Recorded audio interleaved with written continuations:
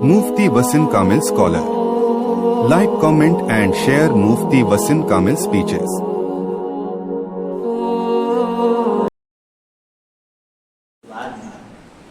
हजरत सिकंदर ज़ुल्करनैन का वाक़या यहाँ पर नक़ल किया है। अल्लाह ताला ने हजरत सिकंदर ज़ुल्करनैन को एक बहुत बड़ा इक़्तिदार और वसाइल अता किए थे, बड़ी सल्तनत दी थी। उन्होंने बड़े बड़े असफार किए, मगरिब से लेकर मशरिक़ तक, जहाँ पर सूरज डूब जाता है वहाँ तक इनको अल्लाह ताला ने इनके ज़रिए से इनका सफ़र हुआ। तो जब ये एक इलाके में पहुँचे, वहाँ इन्होंने देखा कि कुछ लोग याजूज माजूज है, वो कत्ल और गारतगिरी और खून खराबी की उनकी शिकायत जो है उनके पास पहुँची कि कुछ लोग हमको इस तरीके से परेशान करते हैं।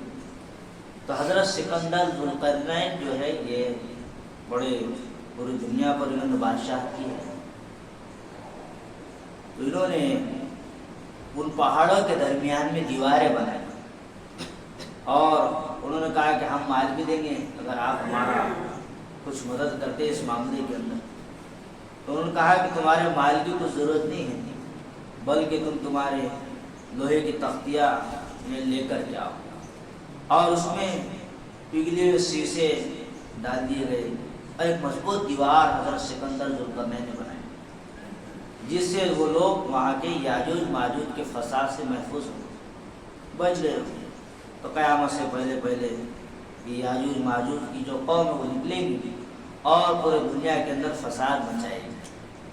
तो अल्लाह तबारक व तआला ने यहाँ पर उनका तज़किरा करने के बाद क़यामत की दिन जो सूर फूका जाएगा उसका तज़किरा है कि जिस दिन सूर फूका जाएगा, वो सूर जब लोग सुनेंगे उसकी आवाज़ तो पूरे बदहवासी के आलम में चले जाएंगे, यानी ऐसी बेहोशी उन पर उस आवाज़ की वजह से तारी हो जाएगी कि वो एक दूसरे से टकरा रहे होंगे। ये क़यामत से पहले पहले क़यामत के दिन ये सूर फूका जाएगा, तो इसके बाद में पूरा मंजर सामने आ जाएगा।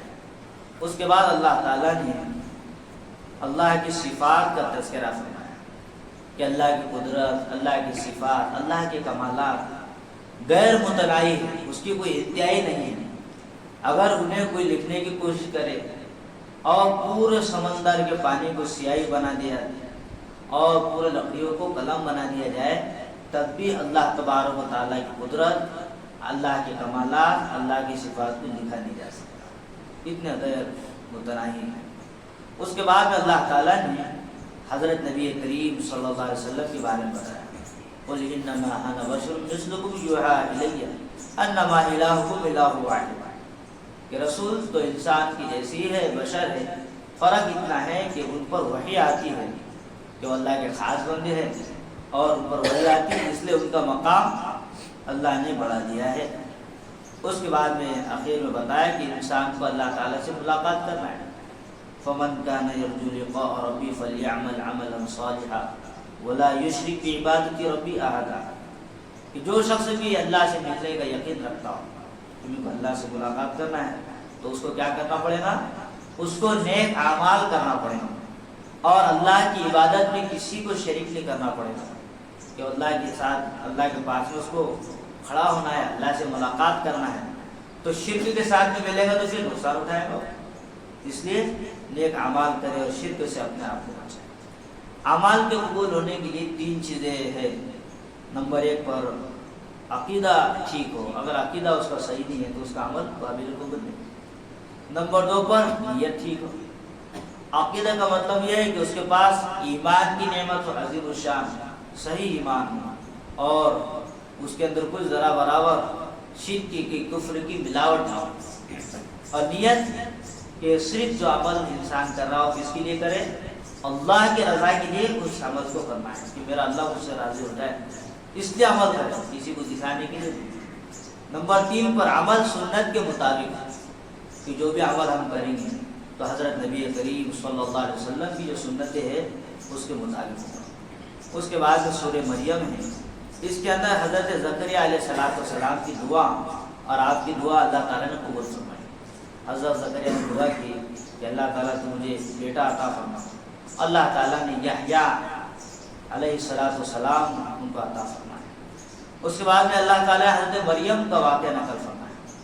حضرت مریم رضی اللہ عنہا کہ ان کی عمر 13 سال یا 15 سال تھی۔ اب حضرت جبرائیل علیہ السلام خوبصورت پردے کی شکل میں ان کے پاس میں آئے، اور فرشتہ بھی انسانی شکل میں آتا ہے تو ہمیشہ خوبصورت پردے کی شکل میں آئے اور بشارت دی کہ اللہ تم کو ایک نیک بیٹا دے گے، اور حضرت مریم کے گریبان میں پھونک دیا، اور اللہ تعالیٰ نے حضرت عیسیٰ علیہ السلام ان کا عطا فرمایا۔ تو وہ لوگ تانا دینے لگے کہ بھئی یہ نوجوان لڑکی ہے اور اس نے بچہ کہاں سے اس کے پاس میں آ گیا، الگ الگ باتیں ہونے لگی، بہتان تراشی ہونے لگی۔ اللہ تعالیٰ نے حضرت عیسیٰ علیہ السلام کو قوت گویائی عطا فرمائی۔ ماں کی گود میں تھے تو فوراً کہا کہ میری ماں جو ہے بری ہے، اور مجھے اللہ تبارک و تعالیٰ کے حکم سے اللہ نے مجھے پیدا فرمایا ہے۔ تو انہوں نے اس کا اقرار کیا۔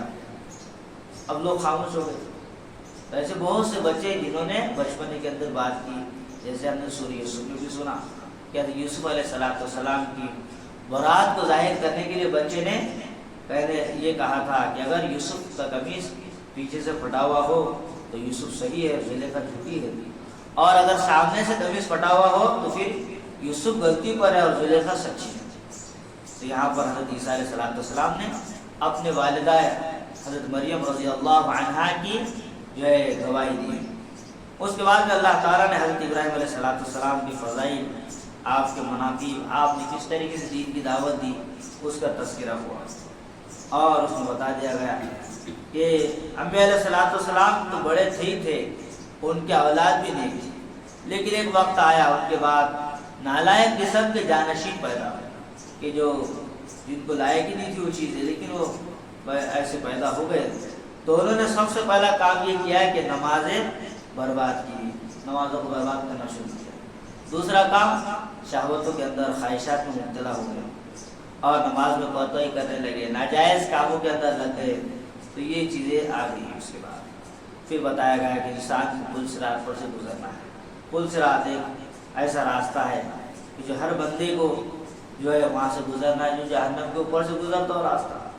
اب وہاں سے نیک آدمی رہے گا، اچھا عمل کیا ہو رہے گا تو آسانی سے گزر جائے گا، اور اگر برے عمل کرنے والا ہے پر نیک عمل نہیں کرتا تھا کبھی بھی، تو اس کے لیے وہ راستہ بڑا مشقت بھرا ہوگا۔ اس کے بعد میں اللہ تعالیٰ نے بتایا کہ اہل ایمان کے لیے محبوبیت عامہ کیا ہے، ایمان والوں کے لیے تو وہ عمل کرتے رہے، سنت کے مطابق عمل کرے۔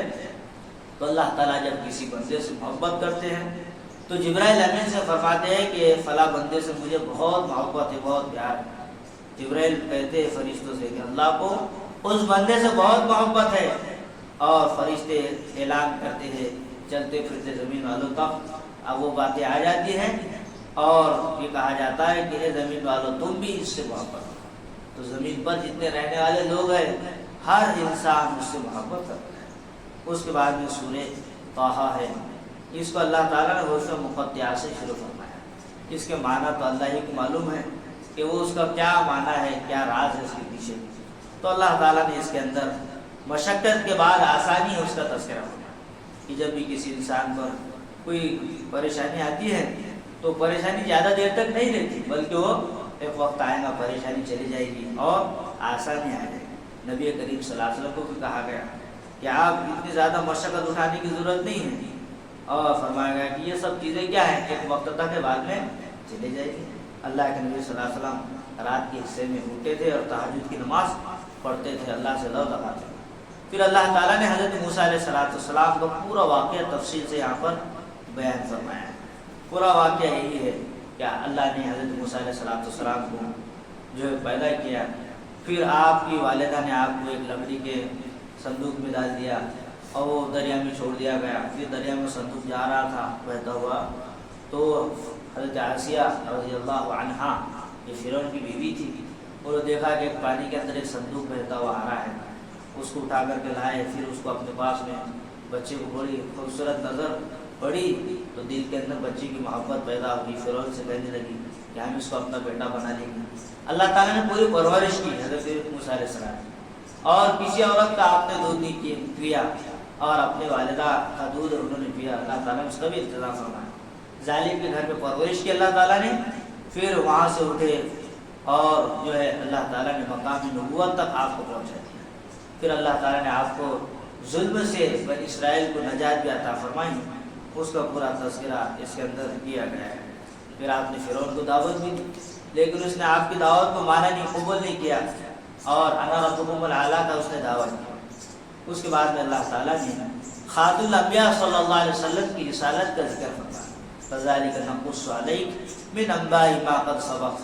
حضرت موسیٰ کا واقعہ تو بیان فرما دیا گیا ہے، پھر فرمایا کہ یہ اللہ کے نبی صلی اللہ علیہ وسلم کی یہ بھی جو ہے آپ علیہ السلام اللہ کی طرف سے نبی ہے، اور اللہ کی طرف سے بے شمار دلائل آپ کو دیے جاتے ہیں۔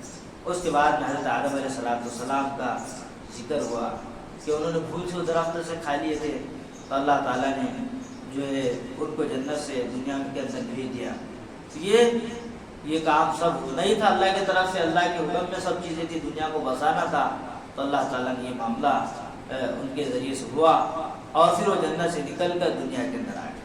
پھر اس کے بعد میں اللہ تعالیٰ نے پانچوں نمازوں کے اوقات کا ثبوت اس کا تذکرہ فرمایا کہ قبل طلوع الشمس سے مراد نماز فجر، وہ قبل غروب سے ظہر عصر کی نماز مراد ہے، ومن آناء اللیل اس سے مغرب اور عشاء مراد ہے، وہ اطراف النہار اس سے فجر اور مغرب کی تاکید مراد ہے۔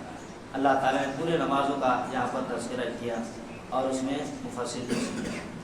اس کے بعد میں بتایا گیا نبی کریم صلی اللہ علیہ وسلم کو خطاب کر کے یہ بات ہمیں سمجھائی جا رہی ہے، وَلَا تَمُدَّنَّ عَيْنَيْكَ إِلَىٰ مَا مَتَّعْنَا بِهِ أَزْوَاجًا مِّنْهُمْ زَهْرَةَ الْحَيَاةِ الدُّنْيَا، کہ نبی صلی اللہ علیہ وسلم آپ جو ہے دنیا کے پیچھے نہ پڑ جائیں، بلکہ دنیا سے بے رغبتی اختیار کریں۔ یہ دنیا جو مال ہے دنیا کا، یہ سب آزمائش ہے، یہ آزمائش کی نہیں، اللہ کا دیا ہوا رزق بہتر ہے اور وہی باقی رہنے والا ہے۔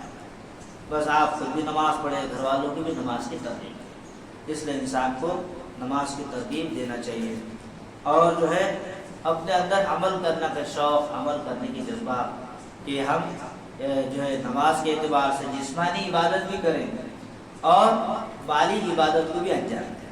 اس لیے چند باتیں اس 16 پارے کے خلاصے کے اندر ذکر کی گئی، جو ہمارے لیے ان انبیاء کے واقعات میں، ان کے قصوں کے اندر قصے کہانیاں کے لیے صرف سننے کے لیے نہیں ہیں، بلکہ یہ عبرت حاصل کریں کہ آدمی ان واقعات سے عبرت حاصل کریں۔